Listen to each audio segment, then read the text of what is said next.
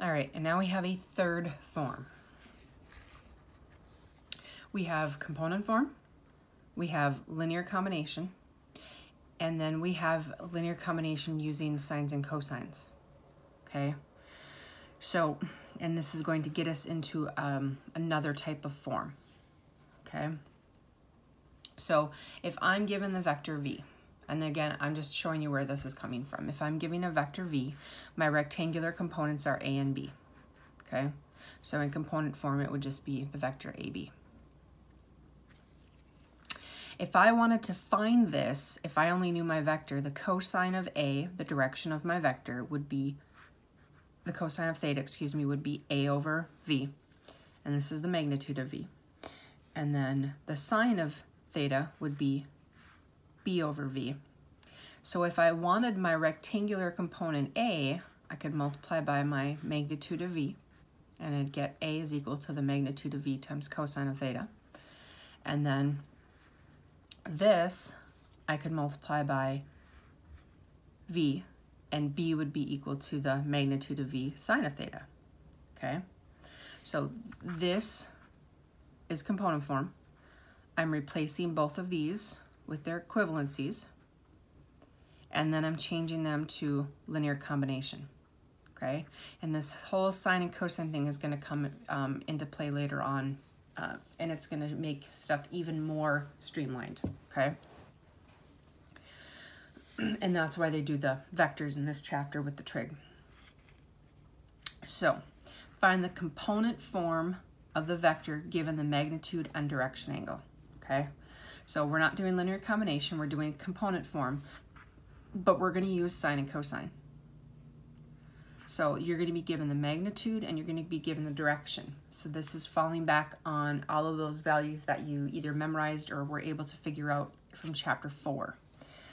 And this stuff keeps coming up. This is what, you know, we spent a lot of time in chapter 4. I spent a lot of time stressing that you need to know those values.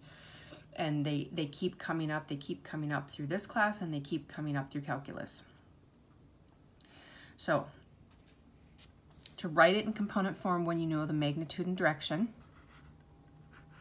you just do 10 cosine of 120 and 10 sine of 120.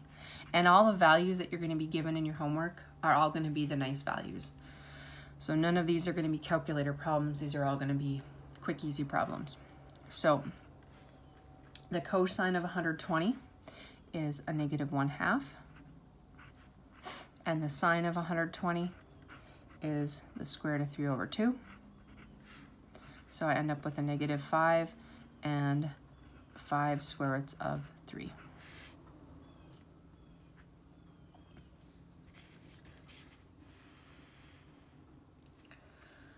So writing this one in component form, I take my magnitude times the cosine of 45 and my magnitude times the sine of 45. Well, the cosine of 45 and the sine of 45 are the same. It's square root of 2 over 2.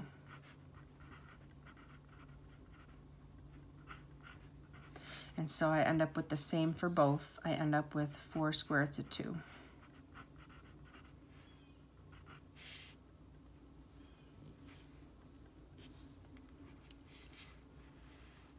And my last one, writing this in component form, I take my magnitude, 24, times the cosine of 210, and 24 times the sine of 210. The cosine of 210, this would have a 30-degree reference angle, and it's in quadrant 3. So it's a negative square root of 3 over 2. And then sine of 210 would be a negative 1/2. So I end up with a negative 12 square roots of 3 and a negative 12.